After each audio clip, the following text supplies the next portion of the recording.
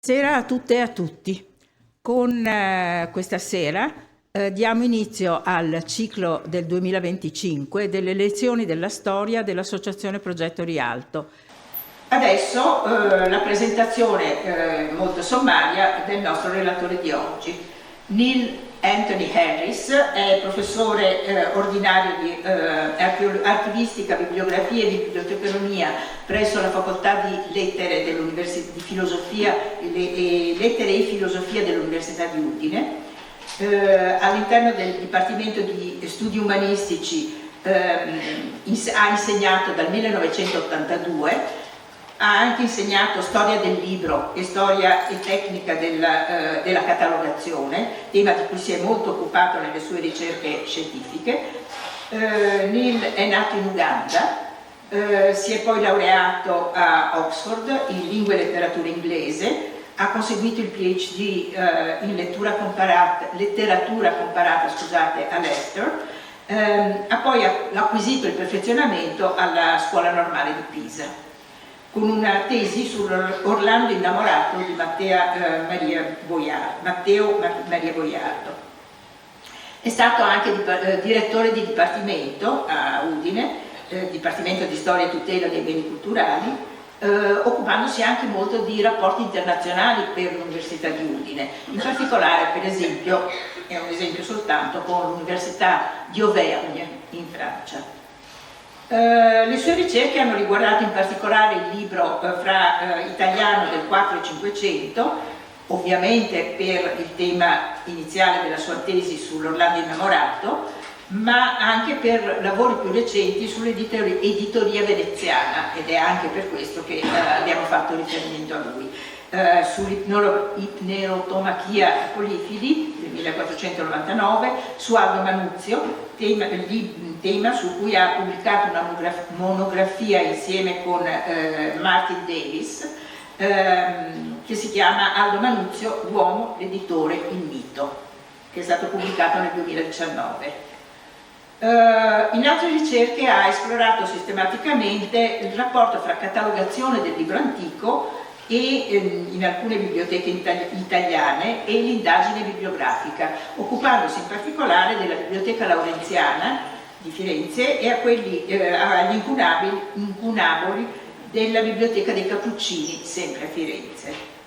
In questo momento sta lavorando con Cristina Dondi, ricercatrice che molti di voi conoscono, di Oxford, molto brava, all'edizione critica del giornale del libraio veneziano Francesco De Magidis, che si è occupato molto a sua volta fra 1484 e 1488 di libri pubblicati e avendo una quantità di dati assolutamente strepitosa, 700 edizioni individuate per oltre 13.000 volumi venduti, quindi un tema di nicchia se volete, ma particolarmente prezioso rispetto alle questioni che abbiamo intenzione di trattare oggi.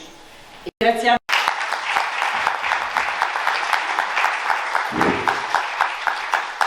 Chiedo una cortesia di farmi un grande sorriso tutti.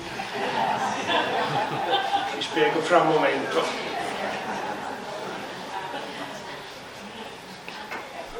Sorridete tutti. Grazie. Ho qualcuno a casa che mi ha detto fra ieri ed oggi: guarda, sei raffreddato. Stai male, fa freddo, sta piovendo, verranno 4 gatti a sentirti, ma perché ci vai? Allora, le prime 4 cose erano tutte vere, l'ultima mi fate molto piacere perché posso tornare a casa a dire a tale qualcuna: guarda, non c'avevi ragione, va bene? Ci sono 2 sedie qua, se qualcuno invece di stare in piedi può proprio sedersi. Mi meraviglio infatti che non ci siano 4 gatti, non so a cosa sia dovuto, forse l'aumento di Netflix, qualche ragione ci sarà, certamente non ha a che fare col sottoscritto. Allora, veniamo al tema della conferenza, dove chiaramente l'amico Fabrizio Govi, di cui oggi è il compleanno e quindi non è venuto, mi ha chiesto un titolo così, novembre, un po' vagamente. Io chiaramente gli ho detto la prima cosa che mi è passata per la testa, e poi quando un paio di settimane fa mi è arrivato questo bellissimo volantino con l'elenco di tutti i titoli, ero lì a dire: ma chi ha sparato quel titolo lì? Va bene?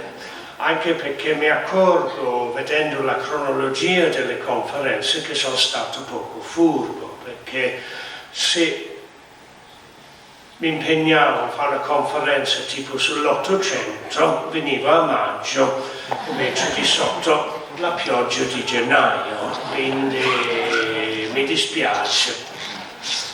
Se guardate il titolo che effettivamente ho dato e poi il titolo del ciclo, vedrete subito che le due cose non combaciano.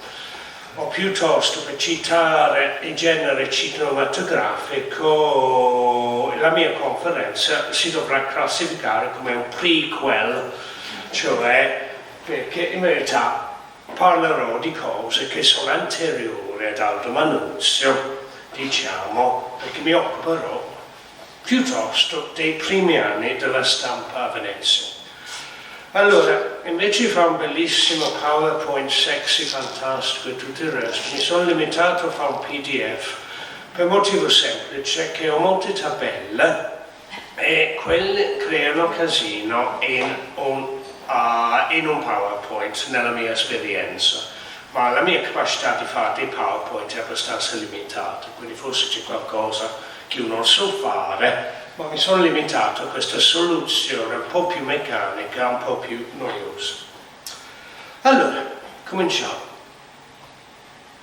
La stampa a Venezia. Bene, gli inizi, tutto sommato, si conoscono. 1469, primo libro stampato a Venezia, Cicerone, Epistola ad Familiares, Giovanni da Spira, che chiede un privilegio per l'esclusività della stampa a Venezia, che incautamente gli viene concesso, va bene, quindi la stampa a Venezia poteva partire molto molto male, in base a quel privilegio, ma fortunatamente, per dire, lui è morto quasi subito dopo e il privilegio è ispirato insieme a lui, poveretto, non so se è stato avvelenato da qualcuno del Senato o quello che sia. Quindi, questa edizione sopravvive, diciamo, questo è Colophon, in cui lui dichiara che è il primo a stampare qua. Questa edizione sopravvive oggi in 23 copie, di cui 7 in pergamena.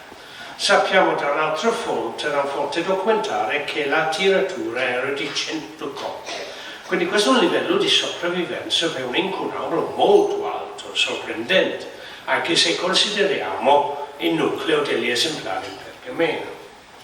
L'edizione sembra aveva avuto un certo successo, perché lo ristampa nel giro di 3-4 mesi, questa volta con una tiratura di 300 copie. Oggi rimangono 18 esemplari nelle biblioteche del mondo, ma questi libri sono anche in Marciana, 0 copie in pergamena, e questo è già uno spostamento interessante e significativo.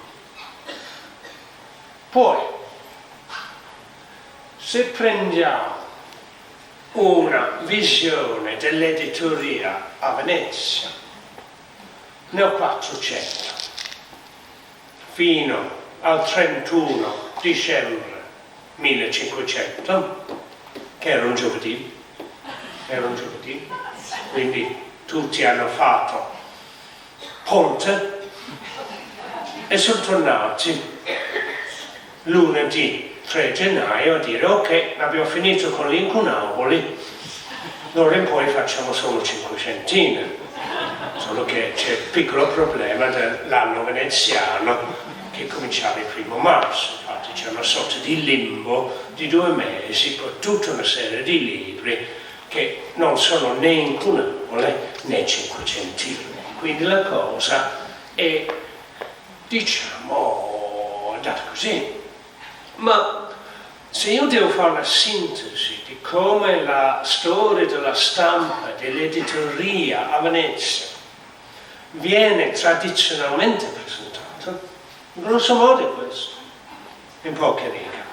I primordi con Giovanni da Spira, l'anno dopo entra in azione Nicolas Janson, che è l'altra persona protagonista dell'editoria veneziana, di cui si parla tantissimo, è importante, c'era un convegno a dicembre sulla figura di Janson qui a Venezia, e poi naturalmente dove si va a parlare? Si va naturalmente ad Aldo Manuzio, va bene? E tutta questa cosa è una sorta di preambolo per arrivare a Manuzio.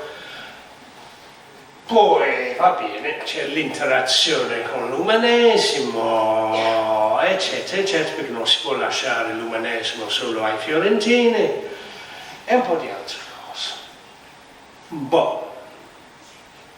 Questa visione, questa sintesi, omette un sacco di roba. Perché la prima cosa che io farei, avendo scritto un libro su Aldo Manuzio, è di mettere in dubbio l'importanza di Aldo Manuzio. Aldo arriva tardi, 1494 è tardi. Aldo è una piccola casa editrice, Lui si associa con il suocero Torresani, che è un grosso editore, e tutta la parte, diciamo, del rapporto Torresani Manuzio raramente è stato compreso nell'operazione che effettivamente fa Torresani, cioè crea un'azienda separata rispetto alla sua azienda principale e la manda avanti. Operazione capitalistica classica, anche molto brillante, ma la cosa è che se Aldo fallisce non è l'azienda di Torresani che va giù. Poi a un certo punto anche Torresani si convince del messaggio di Aldo, si mettono in associazione, ma questo è nel 500 e il resto, come si dice, è storia. Io vorrei considerare alcuni altri aspetti della cosa. Allora, mi sono dimenticato di chiedere se siamo collegati in rete.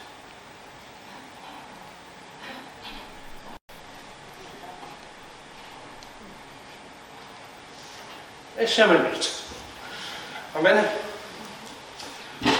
Allora, questo affare qui, l'Atlante della stampa antica, sembra una mappa del Covid, va bene? Sembra il Covid, con la concentrazione. No, in verità è molto simile alla mappa del Covid. Quando il Covid è apparso, diciamo, io ero lì a guardare i vari focolai centri, ho detto, guarda, è molto simile alla diffusione della stampa. Va bene? Soprattutto questa concentrazione nell'Italia del Nord. Allora, questa cosa qui, ok, attenzione, è un giocattolo. È un giocattolo. Non prendetelo troppo sul serio, ma è carino. E ci si può giocare perché è una bella americanata, va bene? E quindi è uno studioso americano, c'è tutto spiegato, che si è messo ad usare i dati che sono disponibili nell'incunabile Short Title Catalog, cioè il catalogo degli incunaboli, va bene? Gestito dalla British Library, che è una risorsa molto molto utile, e più o meno ha fatto una mappatura dei centri dove si stampa in Europa fino all'anno 1500. E qui in giù si può anche giocare sul piano cronologico, nel senso che escludere, vedere dove compare, è abbastanza interessante. Allora, una delle cose che permette di fare, se io riesco a spostare il mouse, ecco, scusatemi, no, ok, volevo cliccare sulla seconda casella in cui questi cerchi si espandono in base all'importanza del numero delle edizioni prodotte, va bene? E quindi vedete tutta una serie di altri cerchi. Cliccare la sua output. Posso provare? Output by location. Sì, no, non sta andando dove voglio mandare. Ok. Allora, questa cosa quindi è la...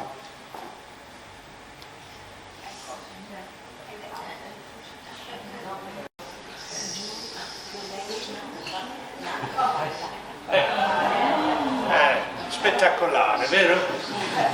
Ok, quindi vedete questi cerchi e dicono l'importanza relativa e vedrete che il cerchio più grande è quello dove siamo noi, va bene? Cioè più o meno sulla parte superiore dell'Adriatico e non è Mestra, va bene? Non è Mestra. Allora, se io ora...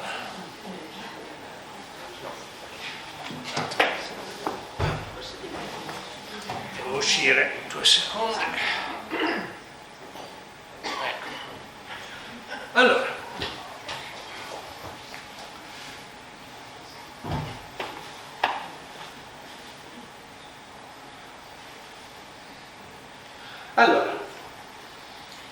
io parto con presupposti che molti qui conoscono l'ISTC e sappiano dove trovarlo e come utilizzarlo, va bene? Cioè come repertorio per cercare il libro del 400. Allora, se noi prendiamo l'ISTC e chiediamo all'ISTC, che ci consente di fare questo tipo di ricerca, qual è il paese che ha prodotto più libri nel 400? Ecco le risposte. Attenzione, qui il riferimento è ai confini moderni di questi stati, che naturalmente non sono quelli quattrocenteschi, non sono quelli quattrocenteschi. Cioè l'Italia nel 400 è solo una espressione geografica, come non disse Metternich. Però l'ISTC, che è un repertorio online, ma è anche il riversamento di una serie di repertori cartacei precedenti, da quando è diventato liberamente disponibile in rete ci ha permesso di fare tutta una serie di conteggi, chiamiamoli, automatici, che prima erano quasi impossibili.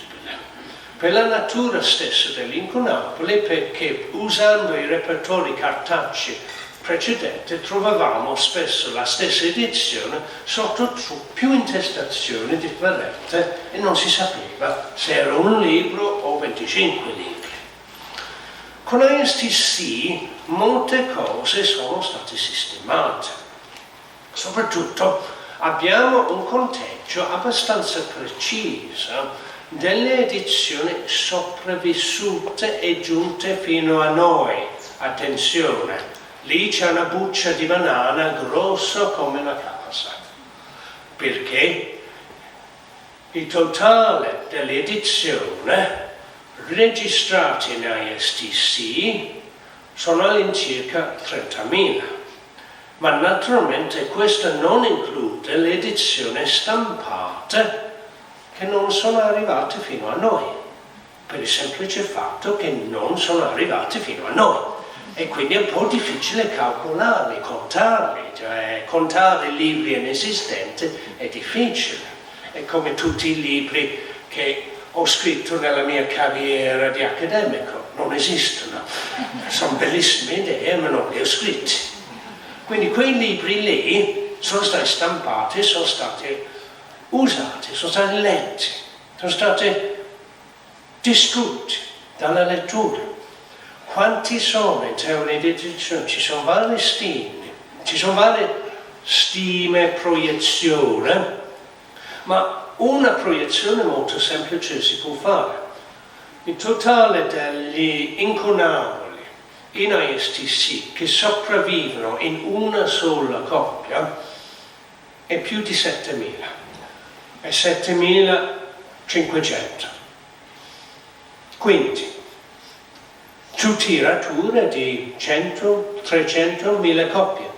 Quindi prendete quello e fate una proiezione e arriviamo a vedere i numeri veramente molto alti.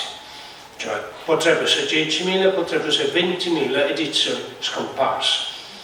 È un'ipotesi ragionevole. Allora, torniamo a questa grafo, a questi numeri.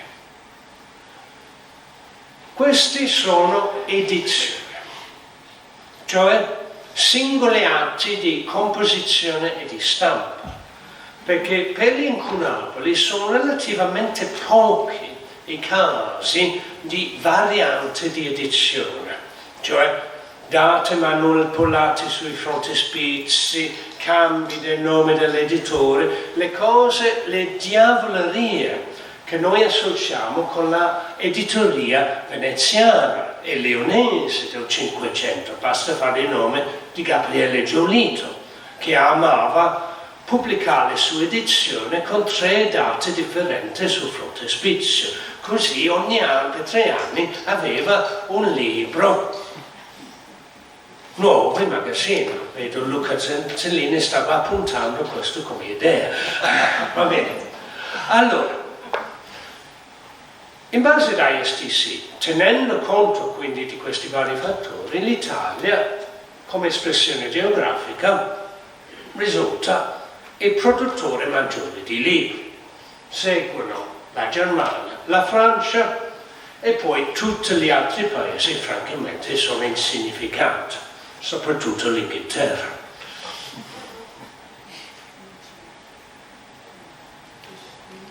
Allora, gli incunabolisti, allora, il gran problema degli incunaboli, cos'è? Il gran problema degli incunaboli è che all'incirca il 40% degli incunaboli che sopravvivono, che noi conosciamo oggi, sono privi di note tipografiche, in tutto o in parte. E quindi l'incunabolistica nel corso dei secoli è stata soprattutto una disciplina che ha identificato queste edizioni in base ai loro caratteri, in base alla carta, in base ad altre caratteristiche, e ha assegnato un luogo di stampa e una possibile data. Allora, per la divisione fra aree geografiche, che chiamiamo Italia, Germania e Francia, questo sistema, a mio avviso, è preciso, efficace. Cioè non confondiamo Lione con Venezia o Basilea. Bene o male, la maggior parte degli incunaboli sappiamo dove metterli per grande area. Ma quando veniamo alle singole città, la vita si fa un po' più difficile, la vita si fa un po' più complicata. Perché un problema, se usate ISTC, sono le statistiche facili. Va bene? È un repertorio meraviglioso, quindi le persone vanno a Google, generiamo delle statistiche. Una delle statistiche più comuni che si trova in varie presentazioni è la produzione delle edizioni in una città come Venezia. E si fa 1469, 70 un balzo, 75 un altro balzo, 80 un altro balzo, 85, 90, 95, 1500. Allora, ci sono 2 possibili spiegazioni. C'è la possibilità che l'editoria veneziana funzionasse in base a piani quinquennali di matrice stalinista. Oppure c'è la possibilità che gli incunabolisti, quando non sanno la data di un'edizione, sparano un 5 finale per dire non so quando fu stampato. E quando sparano uno 0 finale nella data che propongono fra parentesi quadre, vuol dire non ho minimamente idea di quando fu stampato questo libro. Va bene? Quindi ci sono 10 anni di margine in entrambi i sensi. Similmente, ai STC, attenzione, quando guardiamo l'attribuzione di edizione alle città, bisogna essere cauti, perché molte edizioni sono assegnate a più di una città e quindi purtroppo il repertorio non ha un filtro che ci consente di togliere l'edizione dove l'indicazione topografica e cronologica è solo attribuita. Bene o male c'è tutto dentro. Quindi certe edizioni compaiono sia come Venezia che come Milano, eccetera, eccetera. Ma prendiamo le cifre che abbiamo. Se le prendiamo come crude e non del tutto precise, sono interessanti. Allora, tenendo conto del fatto che stiamo parlando di edizioni sopravvissute, e poiché il repertorio include un certo numero di edizioni che in verità sono 500, va bene? Ma gli incunabili hanno sempre il beneficio del dubbio. Se in qualche momento della loro vita e carriera sono stati considerati incunabili, finiscono nel repertorio. Quindi quando usate questo repertorio, attenzione a applicare il filtro Not After 1500, va bene? La mia seconda colonna. Ma questo filtro è interessante perché guardate la differenza che fa per una città come Firenze, dove molte edizioni sono sul varco fra 4 e 500. Allora, la cosa che ha dimostrato a STC, una volta che potevamo fare questi conteggi un po' in automatico, è che, parlando di sopravvissuto, Venezia è il più grande produttore del Rinascimento, del 400, di libri, con un certo distacco rispetto a Parigi. E i francesi sono rimasti malissimi, perché, ripeto, questo dato è stato stabilito solo pochi anni fa, anche perché non me lo potevano mettere in discussione. Cioè, i francesi sono rimasti malissimi, soprattutto i parigini.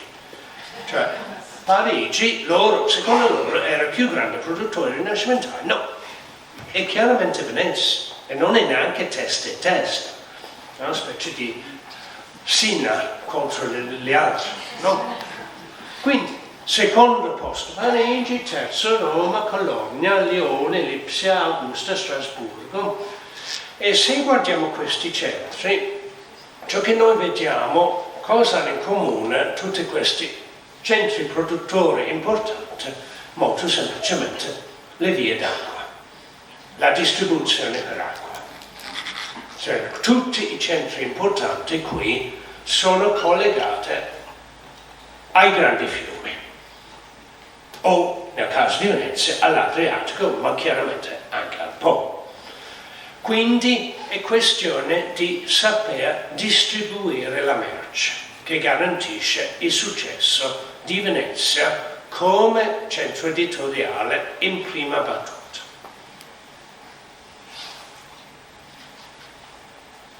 Scusate. Terza colonna, quarta colonna. Ho fatto un po' di separazione per ventenni, nel senso che ho considerato il primo periodo della stampa, 1451, grosso modo, fino al 1480, e poi gli ultimi 20 anni del secolo.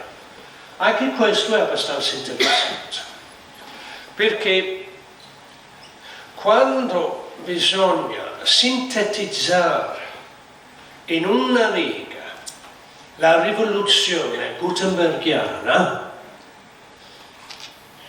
è molto semplice. Si va da libri grandi a libri piccoli. È così semplice. Quando appare la stampa per la prima volta, la maggior parte dei libri sono dei grossi in foglio, spesso su grandi fogli. Entro 1540 in Italia più della metà dei libri che si stampano, si pubblicano, sono nel formato in ottavo. Se prendiamo un testo, Banco, il Decamerone, prima edizione, 1470, in foglio, su fogli mediani, quindi alto 35 centimetri, entro i primi anni del 500 è sempre in foglio, ma invece di avere 250 carte si è ridotto a 128. Prima edizione in quarto 1516, prima edizione in ottavo 1525, in sextodecimo 1542, in duodecimo 1550. Quindi stesso testo. Decamerone è un ottimo banco di prova perché non c'è commento. Va bene? Cioè gli elementi paratestuali sono minimi. Quindi da un oggetto così ad un oggetto così. Nel giro di 70 anni, 78 anni. Quindi andiamo da libri grandi a libri piccoli. Un centro come Roma, e vedremo dopo, che è significativo all'inizio, poi dopo si butta sui libri piccoli, perché chi conosce la stampa della storia dell'editoria sa che l'inizio dell'editoria a Roma, 1477, è disastroso.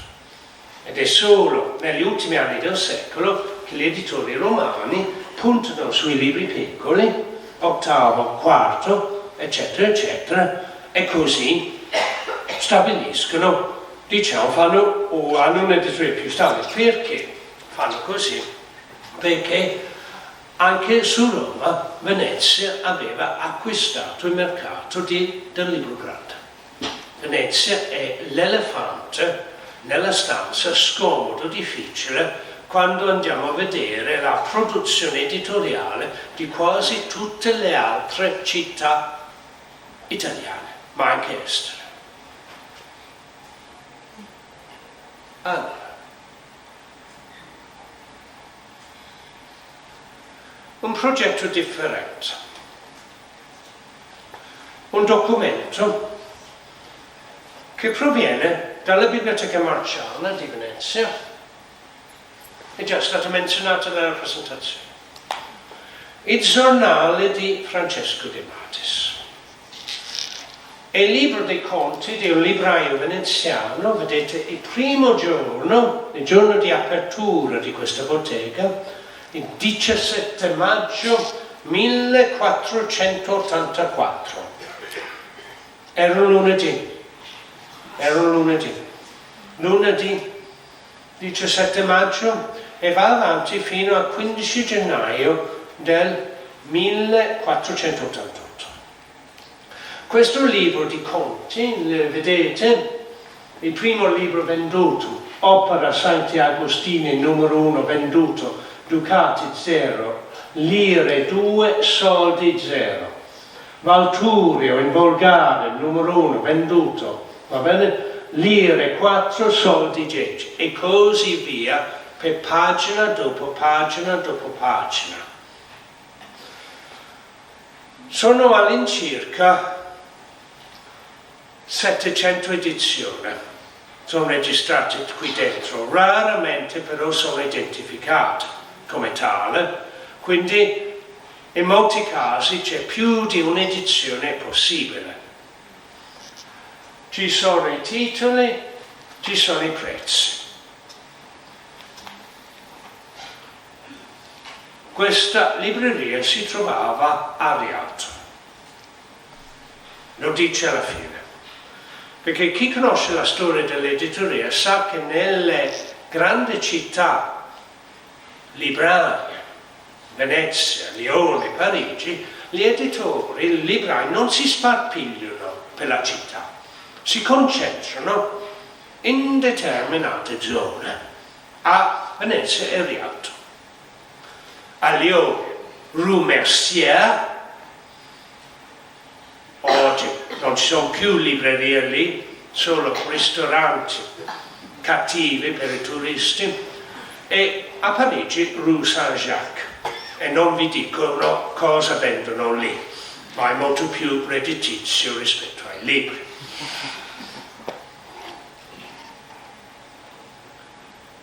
Da tempo c'è il progetto per un'edizione del giornale che è reso molto complicato semplicemente dalla dimensione del documento, del fatto che le due persone che se ne occupano, il sottoscritto e la mia amica e collega Cristina Dondi, che di recente si è trasferita a Roma, e alla Sapienza. È stata tra Oxford e Roma fra quasi 18 mesi, va bene? Va bene? Comunque, generalmente su un volo Ryanair. Allora, io e Cristina, diciamo, la nostra modo di lavorare, di andare in linea diretta e di fare una specie di zigzag incredibile, che è molto utile dal punto di vista della qualità del lavoro e dei dati, ma non porta risultati rapidi, ma ci stiamo lavorando. Allora, una cosa che abbiamo compreso molto rapidamente nella nostra ricerca era che non potevamo fidarci minimamente dei repertori di incunaboli. Utilissime certamente per vedere, per identificare le edizioni in questione, ma dovevamo prendere i libri in mano.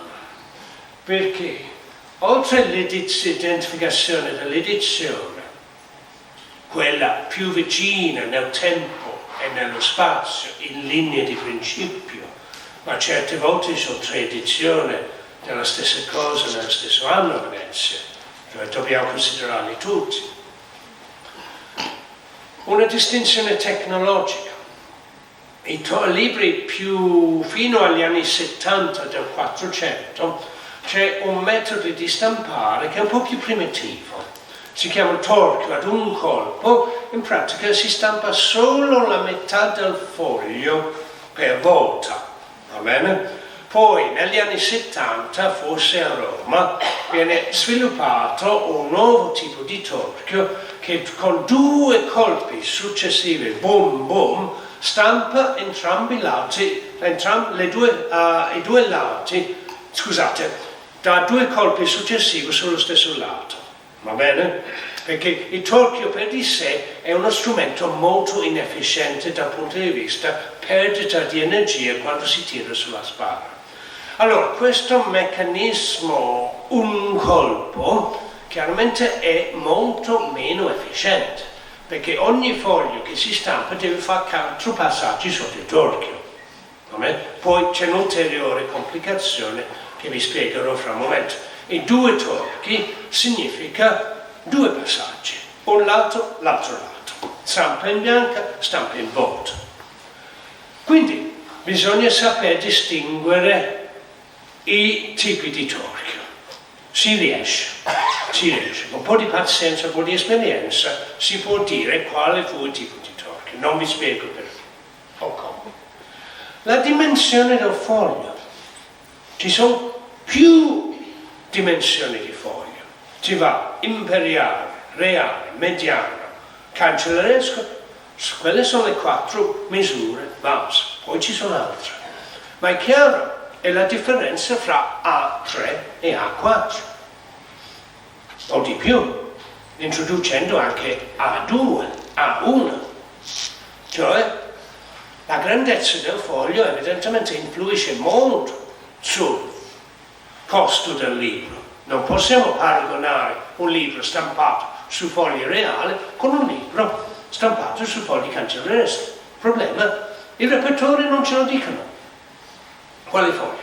Quindi bisogna andare a vederlo libro in mano. Calcoliamo il costo per foglio, identifichiamo la carta, visto che abbiamo il libro in mano, diamo un'occhiata alle filigrane e per libri stampati a Venezia è relativamente semplice. La carta di qualità edizione reale, eccetera, eccetera, le prime pubblicazioni, viene generalmente da Fabriano. Si identifica in base alla struttura del modulo e a determinate filigrane.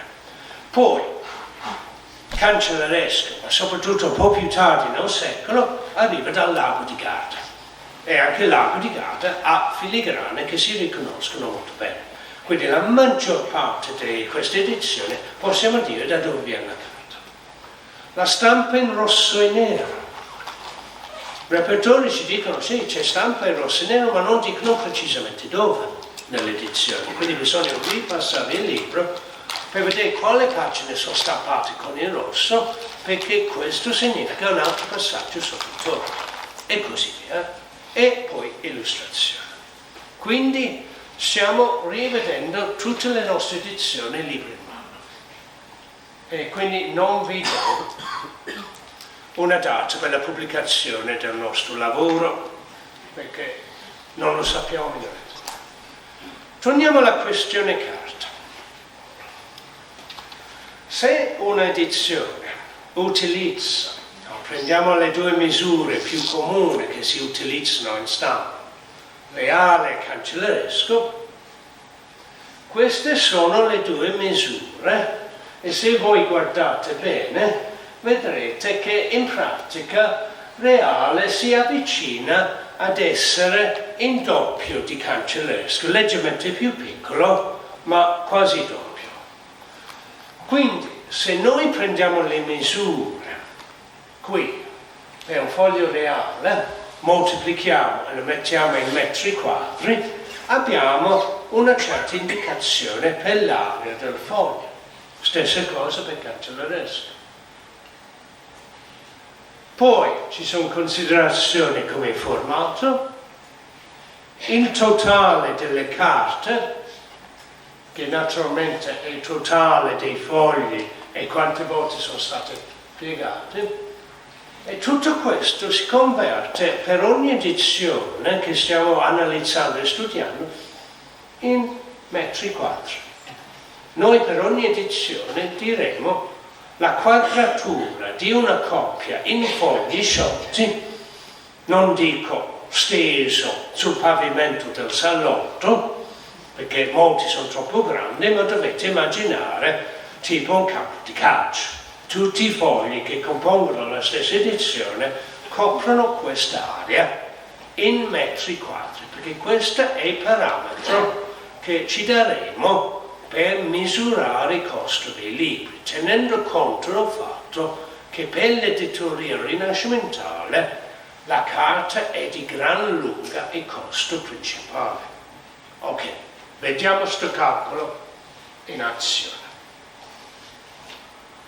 Un esempio, le peregrinazioni di Gerusalemme. Questo è un libro che è un grande successo nel giornale.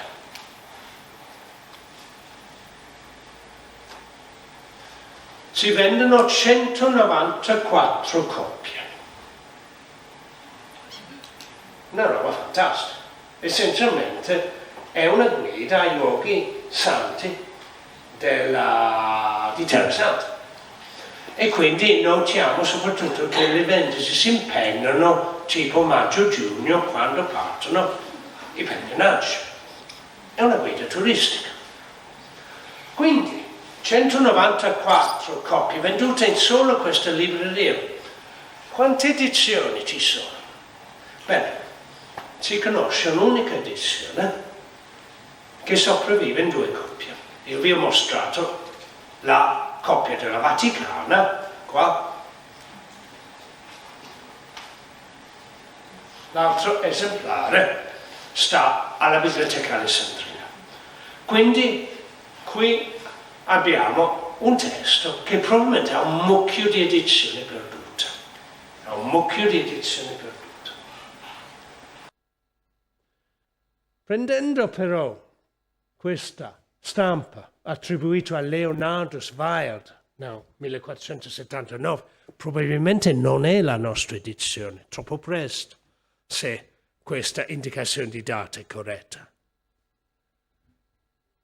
E sono 3 fogli cancellereschi quindi 0,4347 metri quadri moltiplicato 194 coppie diventerà un 84 metri quadri e aggiungendo il fatto che è stampato in rosso in tutto, moltiplichiamo anche per il rosso. Va bene? Perché il rosso è altro lavoro tipografico. Un altro esempio. Il Guerin Meschino di Andrea da Barberino. Qui abbiamo più edizioni, sono possibili, ma ho preso uno a caso, quello del 1480.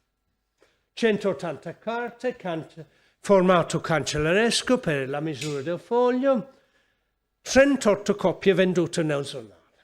Allora, anche qui la singola coppia, quindi facendo la matematica che vi ho spiegato molto velocemente, diventa 13 metri quadri in termini di fogli distesi sul campo, moltiplicato 38 coppie, 495 metri quadri di libri. È chiaro questa cosa? Qualcuno non ha capito? A parte me? È un po' complicato, ma stiamo cercando di mettere tutti i libri sullo stesso piano. Chiaro? Allora, prendiamo il mio terzo esempio, che è una bestia. È questo. Il Panormitanus. Panormitanus di Nicolas Janson. Lectura super quinque libris decretalium, stampato a Venezia in 7 parti nel 1477-78. Allora, vedete, il giornale dice esplicitamente che è questa edizione, abate della stampa di Janson. Chiaro? In una voce. Bene, è un infoglio in 7 parti, 1386 carte. Quindi non un libro da spiaggia. E non cercate di portarlo su EasyJet, dicendo che è la lettura per il volo, perché con quel libro lì farete 20 volte la circonferenza del globo. E arriverete solo alla fine del primo volume, perché è un libro di una pallosità unica. L'ho avuto in mano. Cioè, questo progetto mi ha portato a guardare molti libri che di solito non vengono visti. Allora, una copia venduta nel giornale. Allora, la misura del foglio è un po' più grande di reale, è una misura che abbiamo chiamato super reale, perché è un po' più alto. E quindi la singola coppia di questa edizione vale 187 metri quadri, cioè 9 volte più di tutte le coppie delle peregrinazioni messe insieme. E questo è solo questo. Allora, non preoccupatevi, c'era un'abbondanza di coppie di questo titolo nel negozio, solo che pensiamo che sia di un'altra edizione, che ha più o meno la stessa mole, va bene? E si vendono 43 coppie in tutto. Perché quando guardiamo questi anni della stampa a Venezia, ciò che vediamo è soprattutto questo fenomeno, cioè di un riversamento nel nuovo mezzo comunicativo della cultura libraria esistente, senza chiedersi se quella cultura è veramente pertinente. Perché le rivoluzioni mediatiche spesso sono molto conservative. Cioè, o se diventano rivoluzione è per fattori che non sono stati considerati da chi sta portando avanti la rivoluzione mediatica. Noi naturalmente non che stiamo vivendo la nostra rivoluzione mediatica, non faremo questo errore. Qualcuno ha guardato Google Books di recente? Esattamente la stessa cosa. Ok, andiamo su un altro tipo di caso. Questo libro qui. Justinianus. Novellae Constitutiones. Venezia, Nicolaus Rubeis, 1479. Qui avete il registro. Allora, non si vede benissimo, ma per esempio il registro fa vedere che questo libro ha una struttura un po' strana. Per esempio, i fascicoli vanno A, B, C, D, E, poi c'è un fascicolo WE. Poi si va avanti fino ad O, lo vedete? Terza colonna in alto, ma non c'è un fascicolo P. Si va direttamente alla Q. E il numero dei fogli, guardate S per esempio, è molto oscillante. Poi andiamo avanti, S, T, U, poi dopo U c'è 2T. Cioè, troppa grappa, struttura strana. Mettiamolo in termini di, alla fine c'è il correttore della stampa, si è firmato, prete Felix Alleriensis, quindi Corsica, Deo gratias amen, Alleria in Corsica. Questa è la formula collazionale che rivela le stranezze e se noi facciamo la consueta analisi che vi ho appena spiegato, è un torchio ad un colpo, quindi ogni pagina in questo libro è una forma. Il totale delle forme, le carte sono 226, il totale delle forme però sono 449 perché sono alcune carte bianche, non si stampano. Però 236 pagine, va bene? Forme hanno anche stampe in rosso, che vuol dire un nuovo passaggio sotto il torchio. Quindi questo è un libro molto complicato a stampare, perché è su fogli molto grandi. Si usa il torchio primitivo, che è molto lento, e più della metà deve essere stampato anche con il rosso, perché è un testo legale. Per di più è carta di Fabriano. Infatti, hanno trovato una soluzione.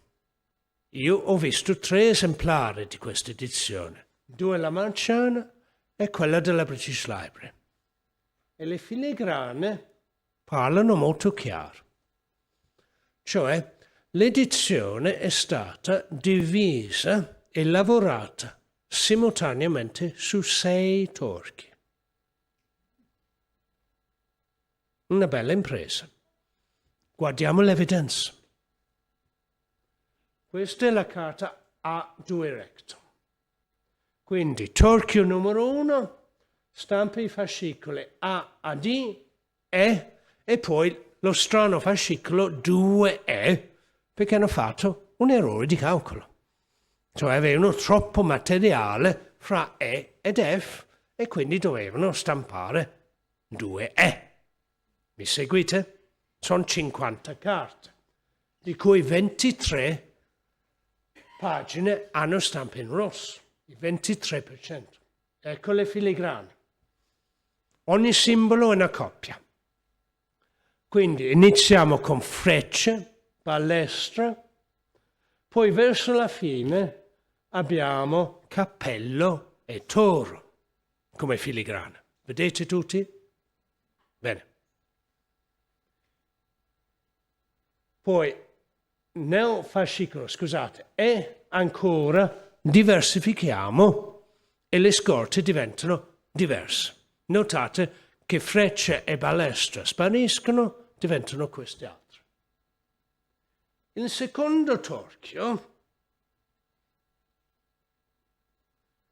Prima di tutto c'è un'introduzione nel testo e poi si inizia De tabellonibus, è una sezione del libro.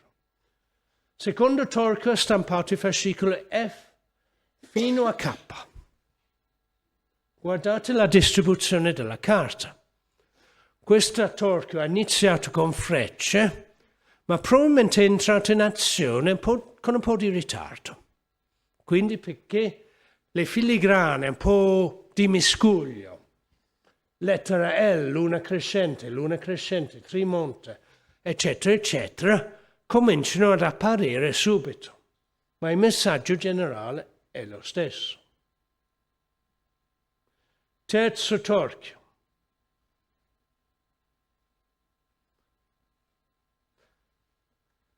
Stampa i fascicoli L fino ad N, O. Quindi, totale forme 68, 29 stampe in rosso. Allora, questo ha avuto inizio insieme al Torchio numero 1, perché usa freccia, palestra, in modo tranquillo. Chiaro? Quindi, Torchio 3 inizia presto, simultaneamente. Torchio 4. Fascicoli Q fino a 2T. Si vede la ragione a questo punto di quel fascicolo firmato 2T, anche se doveva essere 2U. 92 forme, ma con una percentuale molto alta, 70% di stampa in rosso. Quindi, tutta una serie di cose, ma per non annoiarvi, vedete, cominciamo con frecce, ma andiamo subito torre.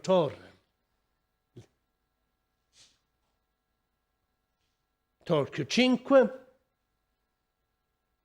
più o meno avete compreso, fascicolo X, Y, Z, piccola, ma attenzione, molta stampa in rosso, 70%. E ultimo Torchio, numero 6, che fa i fascicoli finali, ma notate, ha cominciato a lavorare presto, perché utilizza soprattutto la scorta di carta frecce incrociate, tipica filigrana di Fabriano.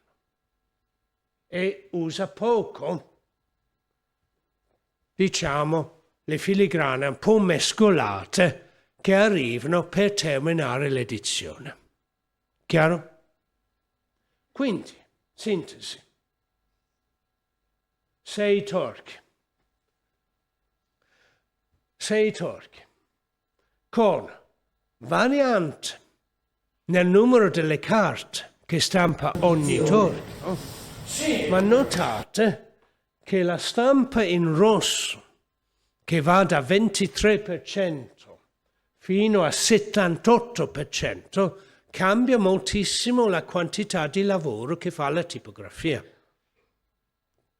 È chiaro? Quindi il sesto torchio, per esempio, ha stampato solo 28 carte, ma attenzione, il totale delle forme è 98 perché ha stampato moltissime pagine in rosso. Allora, un po' di conclusione.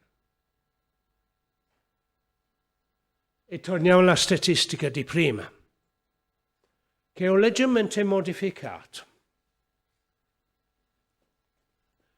Le città in rosso sono le città che producono soprattutto libri grandi. Libri grandi, fisicamente grandi. Perché c'è un filtro che posso adoperare in IST, sì, va bene? Scusatemi. Sì. Che è questo?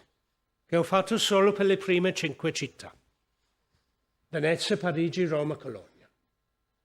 Cioè posso chiedere l'edizione in foglio, in quarto e in ottavo, che mi dà uno strumento molto crudo, molto primitivo, non del tutto preciso, per distinguere i libri grandi dai libri piccoli. Basta prendere Venezia, Parigi, per sconfiggere totalmente gli amici transalpini. Perché a Venezia quasi il 50% delle edizioni che si producono sono in foglio. A Parigi sono appena più del 10%. Parigi fa molte edizioni in ottavo, necessariamente piccoli libri, eccetera, eccetera. Anche Roma non compete con Venezia. 296 edizioni in foglio, eccetera, eccetera. L'unica città fra i grandi produttori che concorre un po' con Venezia per il libro grande è Lione. È Lione. Ma neanche Lione produce così tanti libri grandi. Quindi, la storia dell'editoria a Venezia non è ciò che vi ho mostrato in apertura. La storia dell'editoria a Venezia, in primo luogo, viaggia attraverso i rossi e i neri. La stampa in rosso e in nero è qualcosa in cui Venezia manterrà la sua supremazia fino al Settecento inoltrato. In Italia l'unica altra città dove si stampa molto rosso e nero è Milano, ma numericamente Milano è molto molto indietro rispetto a Venezia. Se consideriamo i titoli che si stampano in rosso e nero, alcuni li abbiamo visti. Testi legali, testi di culto, musica. Sono 3 aree editoriali in cui girano molti soldi. Basta prendere un autore come Bartolo da Sassoferrato, il grande giurista, andare a vedere dove si stampano le sue edizioni e soprattutto dove si stampano le sue edizioni che sono in rosso e nero, e la risposta è Venezia. È un po' Milano, ma non moltissimo, va bene? Quindi io, dovendo introdurre questo ciclo sul libro a Venezia, vi invito a considerarla soprattutto come una questione di tecnologia della stampa, di know-how, di un saper fare infinitamente superiore rispetto a quello che si riesce a fare in altri centri, e di non farvi distrarre dalla presenza dei testi. E vi ringrazio.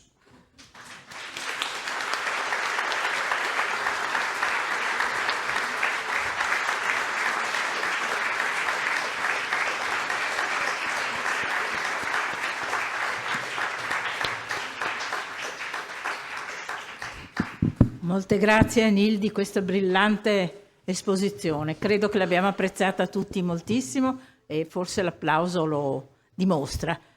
Abbiamo ancora qualche minuto, se avete voglia, per fargli delle domande o delle osservazioni. Prego, una mano alzata.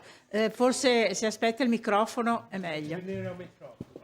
Vorrei sapere gli inchiostri materiali e se variavano molto a seconda delle città di produzione. L'inchiostro tipografico è una ricetta abbastanza semplice, ci sono diversi libri.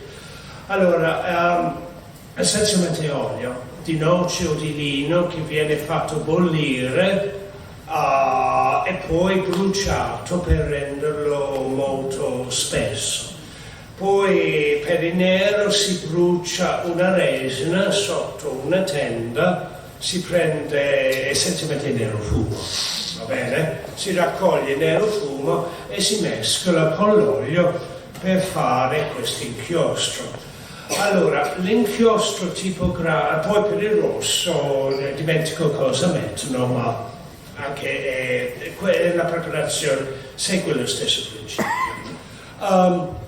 L'inchiostro tipografico non è a base d'acqua, perciò.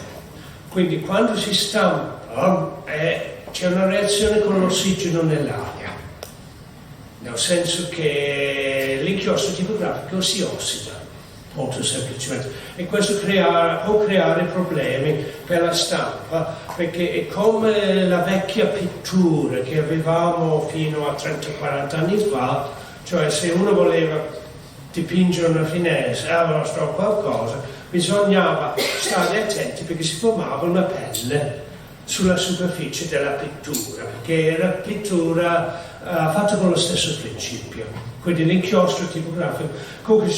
Allora, per le origini non sappiamo i principi, perché chiaramente erano segreti che ogni bottega teneva per sé. Sono state fatte delle analisi sulla composizione degli incrostri della Bibbia di Gutenberg, ma praticamente non su altre edizioni antiche. Quando arriviamo al 700-800 cominciamo ad avere ricette pubblicate per fare l'inchiostro, ma grosso modo il principio è quello che ho detto io, cioè olio di un certo tipo si riscalda, si butta una fiamma e boom. Poi è differente rispetto all'inchiostro calcografico, perché l'inchiostro calcografico è più liquido, quindi ferma il processo prima. Ma una buona domanda. Allora, immagino che il grande numero di libri prodotti a Venezia sia dovuto anche all'Università di Padova. Allora, no, con legge, no, medicina. Allora mi chiedevo perché Bologna invece sia così bassa nel numero, appunto, visto che conta con un'università così antica. Ok, grazie.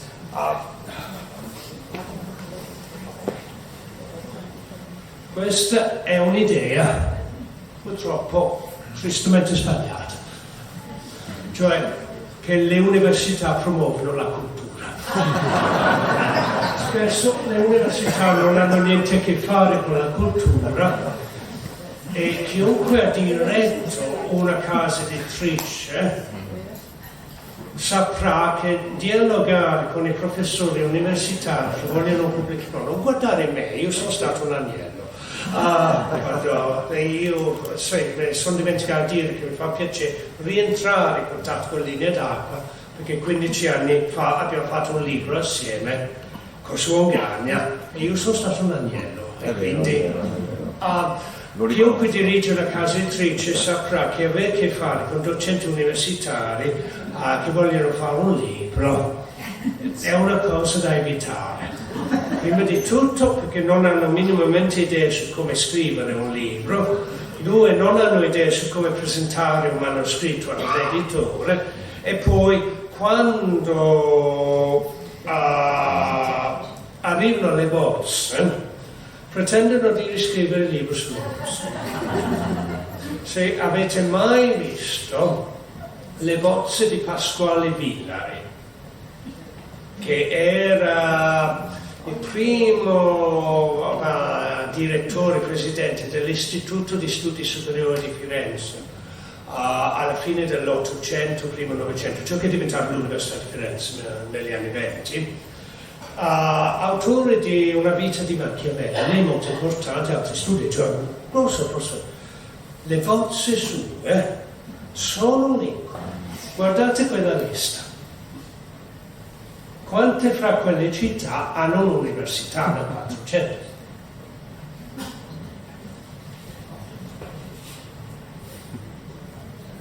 Parigi.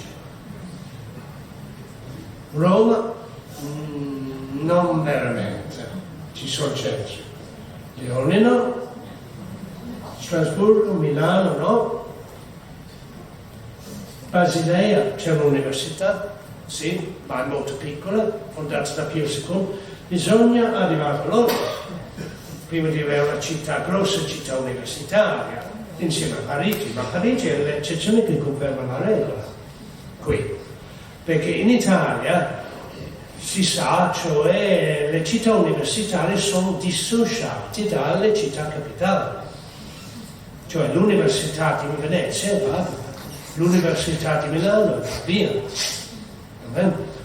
per lungo tempo, dal 1512 in poi, l'Università di Roma sarà a Bologna, perché bisogna distogliere i giovani maschi pieni di idee stupide, va bene, dalla città capitale dove possono fare danni, va bene, e metterli in qualche città provinciale dove non possono fare danni, o se distruggono Padova, chi se ne frega.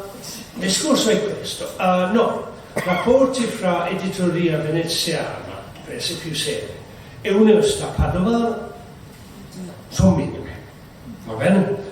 Sia perché Padova ha la propria industria stampa, quindi c'è un certo numero di libri professoriali risposti lì, ma attenzione, Venezia mette i dazi sulle importazioni da Padova. Venezia mette i dazi sui libri importati a Venezia, appunto per scoraggiare la stampa a Padova, farla venire a Venezia, eccetera, eccetera.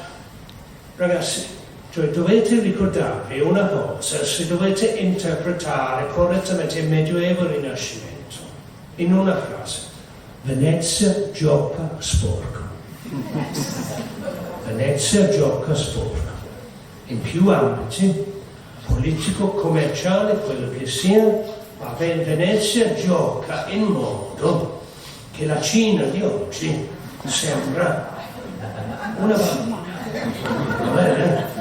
Cioè non fate l'errore di pensare che Venezia sia una cosa buona. Basta andare a cercare le opinioni di italiani e altri stati vicini, cosa pensano di Venezia, va bene? Non è una città molto amata, il motivo è qua. Allora, tornando alla domanda, no, qui c'è poca associazione con le università in queste città.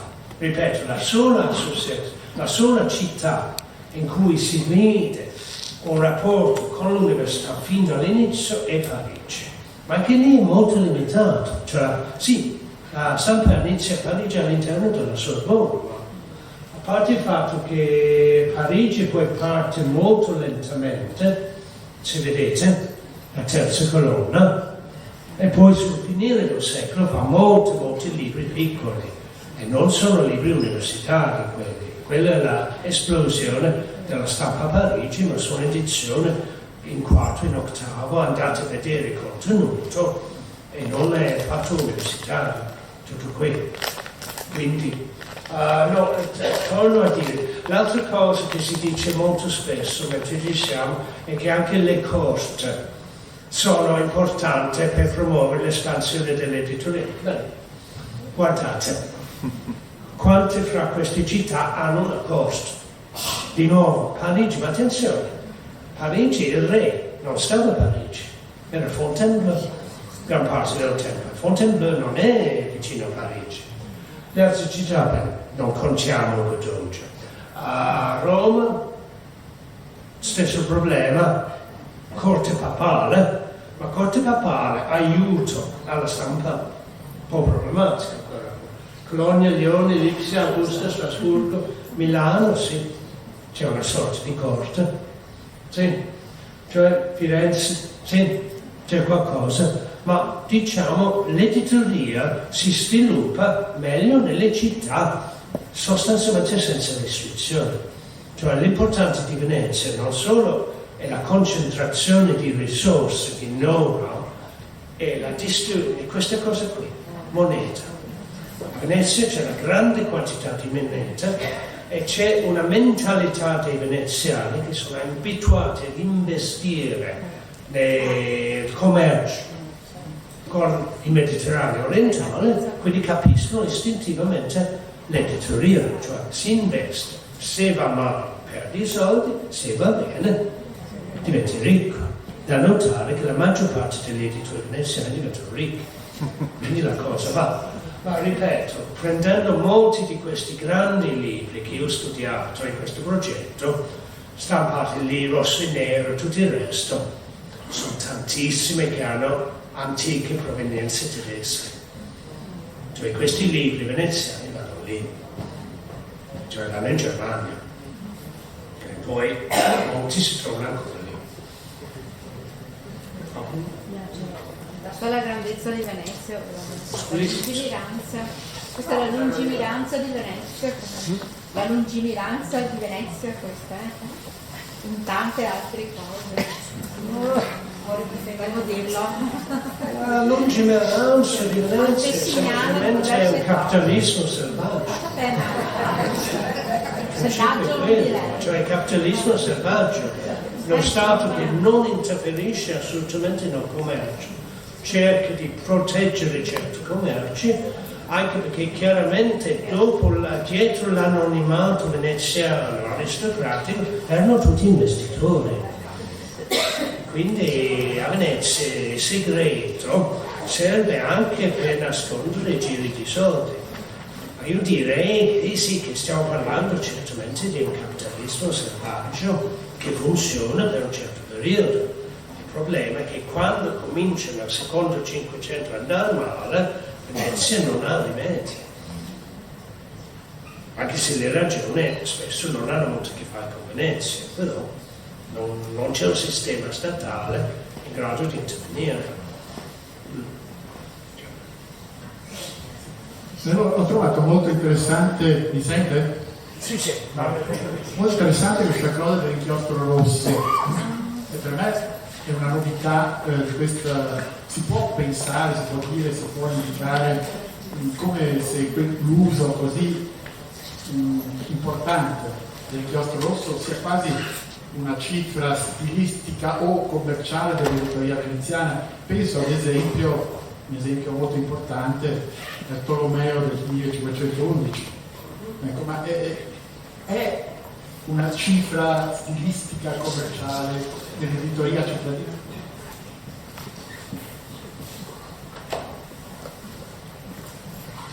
Allora, per stampare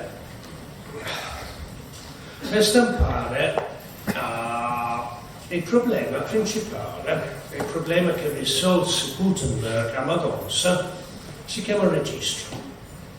Cioè è la capacità di stampare il testo sui due lati del foglio e fa combaciare ciò che si stampa sul lato e ciò che si stampa sull'altro lato. E Gutenberg risolve questa cosa inventando il timpano, cioè una specie di rettangolo in legno con una pergamena sopra. Sul timpano ci sono punte metalliche, solitamente 2, e quando si stampa in bianco, cioè si fa il primo passaggio, queste punte fanno 2 fori nel foglio. Si stampa in volta, giriamo il foglio, infiliamo i fori sulle punte di nuovo, così otteniamo il registro. Quando stampiamo in rosso e nero, bisogna fare questa operazione sia per il rosso sia per il nero. È molto più complicato, perché sono 4 passaggi sotto il torchio. È questione di posizionare con grande esattezza. Io recentemente ho seguito un dottorato sulla stampa a Roma nel 400, in cui la dottoranda ha preso in mano una grande quantità di incunaboli romani, le ha descritte amorevolmente, e siamo arrivati quasi alla discussione quando io improvvisamente mi sono detto: ma tutta questa ambaradan di libri fatti a Roma non c'è un solo esempio di stampa in rosso e nero. E ho ripassato, non era tutta la produzione romana del 400, ma almeno un terzo effettivamente non c'era. E questo taglia fuori tutta una serie di autori e di tipologie testuali. Quindi Venezia per qualche ragione si specializza in questo ambito di stampa in rosso e nero, che ripeto è un'operazione molto più complessa. Poi io non vi ho mostrato certi libri, ho visto un esemplare l'altro giorno del Breviarium Aquileiense in pergamena, tutto rosso e nero, conservato presso la Biblioteca Guarneriana di Sant'Angelo. È una meraviglia visiva, una cosa di una bellezza unica, perché c'è la pergamena che rafforza l'effetto della stampa rosso e nero, ma c'è questo denso inchiostro rosso e nero su ogni pagina e l'esecuzione della stampa è precisa al millimetro. E quindi solo a Venezia riesco a fare così. Cioè, ripeto, c'è anche a Milano, ma non la stessa qualità e certamente non la stessa quantità. Quindi è tutto qui. È questo know-how che hanno i veneziani per quest'ambito della stampa. Ma Mario Felice mi confermerà che non c'è nessuna storia del libro che si conosca e che parla del significato dei rossi neri. Io ne parlo? Io ne parlo? Sì, per 4 fino a 5. No. Sì, nessuno ne parla, ma in verità il segreto veneziano sta qui, rosso e nero. Altre domande?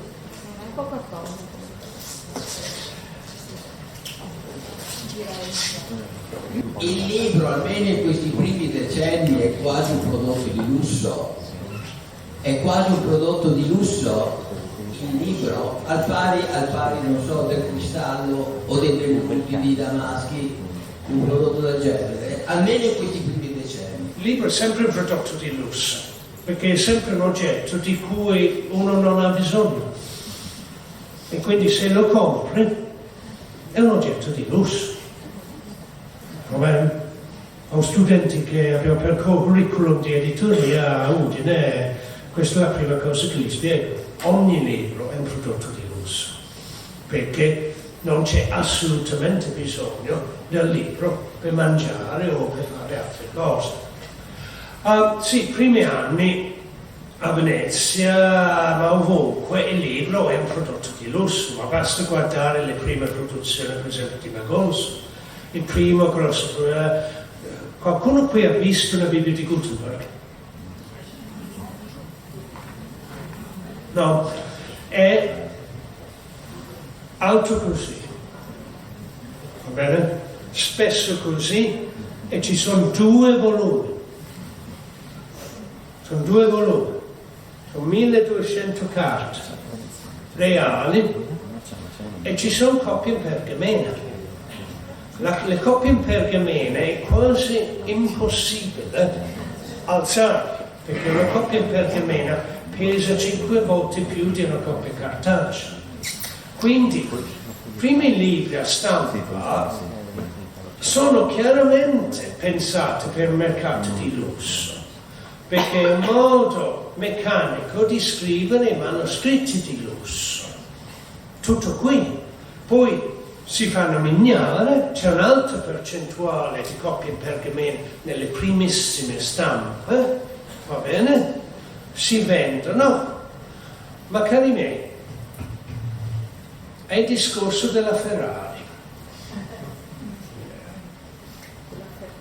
Qualcuno qui possiede la Ferrari? No, ma Venezia non serve per me. Allora, qual è il bello di possedere, di essere proprietario, di possedere una Ferrari? È una pessima macchina, fa vrum vrum vrum. Uno è seduto così basso che non può vedere niente, beve benzina come un carro armato e non è neanche confortevole. Se ci salite dentro, fate, ma scusami, fa un viaggio lungo in questo affare qui, mi si rompe la schiena. Perché la gente compra la Ferrari? Molto semplicemente perché gli altri non ce l'hanno. È il discorso della Ferrari. Io ho la Ferrari o la Lamborghini o quello che sia, tu non ce l'hai. Quindi, primi libri a stampa sono codici di lusso, giocano su quest'idea. Il problema è questo. Se io faccio non una Ferrari, 200 vetture, ma ne faccio 100.000 e le vendo al prezzo di una Fiat 500, cosa succede? Nessuno compra quella macchina. Cioè, il meccanismo intrinseco della moltiplicazione degli esemplari è qualcosa che i primi stampatori non hanno considerato e quindi hanno fatto bancarotta, è inesorabile. La gente si accorge che questa cosa che tu stai vendendo a me, va bene con uno sconto rispetto al manoscritto, ma ne hai altre copie, stai vendendo ai miei amici, allora scusi, io non lo compro se ce l'hanno anche loro. Io voglio una cosa che sia unica. Tutto qui. Questa è la lezione che capisce Venezia, forse prima di altri centri. Perché Venezia, prima di tutto, quando si dice che Venezia inventa l'editoria moderna, sì, è vero. Venezia inventa l'editoria moderna. Cos'è l'editoria? Anche qui mi arrivano dai miei studenti tutta una serie di definizioni strane, ma fu detto nell'Ottocento. È anticipare la moneta. Anticipare la moneta.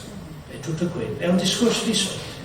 Quindi le cose che abbiamo detto, tutte le cose che abbiamo detto in questa lezione, non so se verranno dette in altre lezioni, lo dico, ma spero di sì, è semplicemente una questione di moneta. Sì, ma l'editoria è così. Sì, solo che Venezia è stata antesignata prima degli altri, tutto fuori poco. Abbiamo bisogno di quel libro. Cioè l'editoria convincerci a comprare un libro che non vogliamo minimamente e non farà niente per il nostro Stato, per di benessere o non guadagno, eccetera, eccetera. Quella è l'editoria. Grazie.